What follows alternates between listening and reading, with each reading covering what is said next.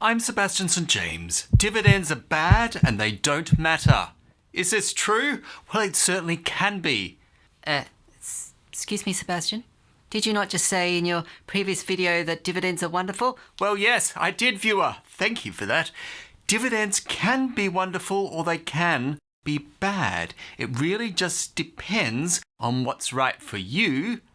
But there is an absolute truth in this, so let's get to it. Firstly, dividends have a specificity, big word for you, that causes problems. Let me explain. Imagine that you restrict yourself only to companies where the CEO is a woman. Well, we all like CEOs which are women, but if you restricted yourself to just companies where there's a woman at the top, no matter how good she is, what percentage of shares are you giving up? What percentage of shares are left for you to invest in? Well, not a whole lot. By artificially restricting yourself to only certain types of shares that are narrowly focused, you miss out on all the other wonderful shares. For example, let's say that you will only invest in companies which start with a Y. Well, that will be Yahoo, perhaps?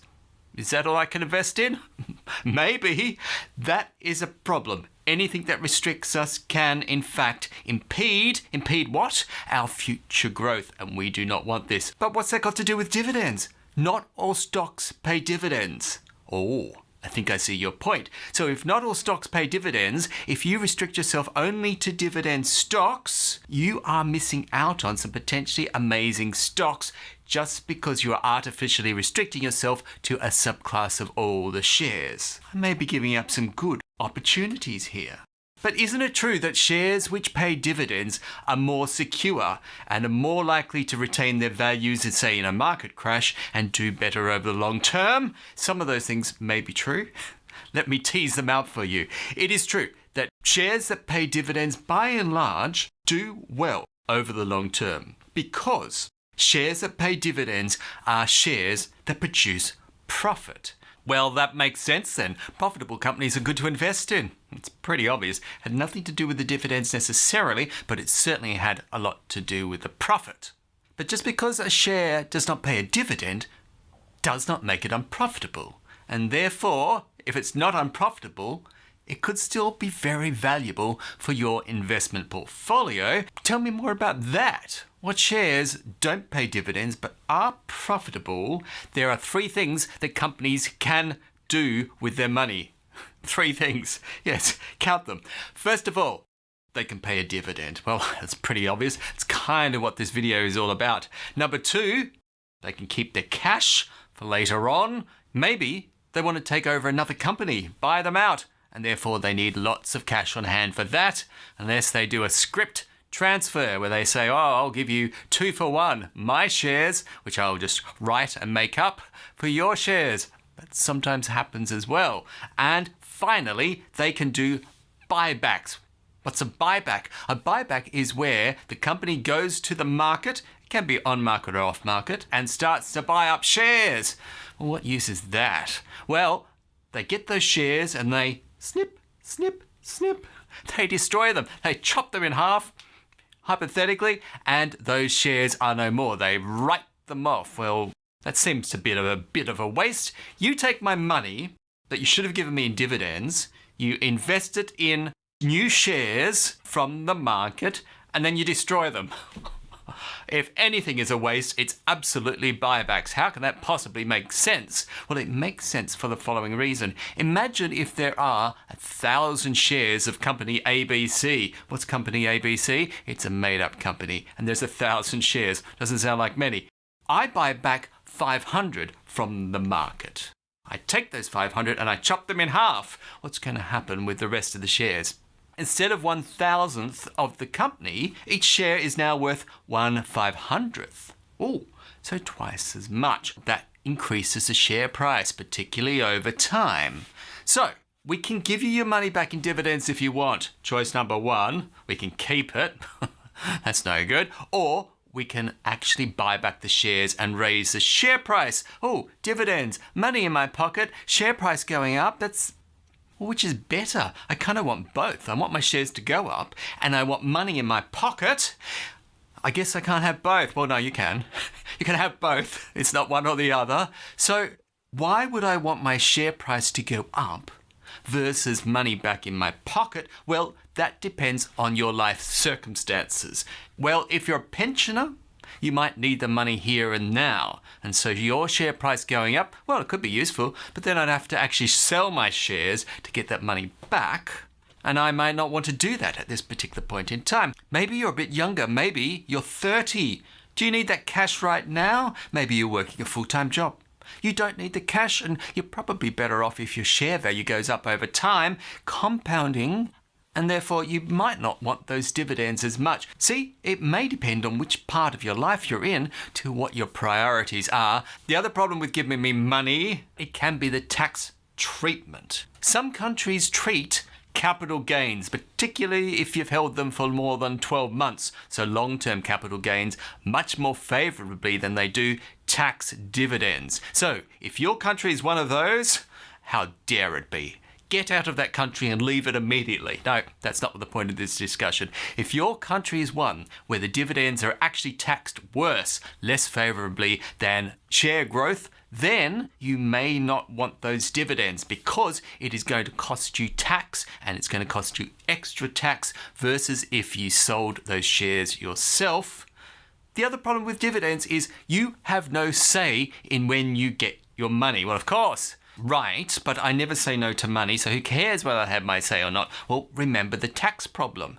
If, on the other hand, they do buybacks and the share price goes up and up and up, you can hold on to those shares for, 5, 10, 15 years. Maybe you hold on to those shares until you retire and you start to sell them down a little bit over time. And say if you're in a country with a tax-free threshold like Australia, you can actually sell up to 18, even higher, $1,000 a year and be completely tax-free. So the best time to get your money out of shares is when you have no tax burden. And so it may be much more beneficial for somebody like you to not get dividends, not pay tax all the way through your whole life, so you can get tax-free shares right at the end of your life. And that can be really important. Is there anything inherently wrong with companies that do pay dividends? Well, yes, there can be. It can be a statement, a stigma, a stain upon that company. What do you mean? Well, companies should have something to do with their money besides giving it to you, potentially. Listen here. The companies that are going to grow, perhaps they're going to expand to different countries, and therefore they need their capital to launch into those different countries. Perhaps you are building a server farm, that's capital and equipment. Perhaps you are building new stores. Well, that is going to need retained profits to put into that expenditure. So companies that are trying to grow typically have less money to give out in dividends than those companies who are a bit old and stable. Grandfather companies, perhaps we will call them. They've got nothing better to do with their money than to give it to you. Oh, what a shame, right? But it is a bit of a statement about the company if the company is not growing and is instead giving money away because, well, what else can we do with it? What companies might be an example of this? Utilities. Electricity companies, gas companies, companies that, well, they don't really need to grow, quite frankly. They are charging you a fortune in electricity costs on your bill every month.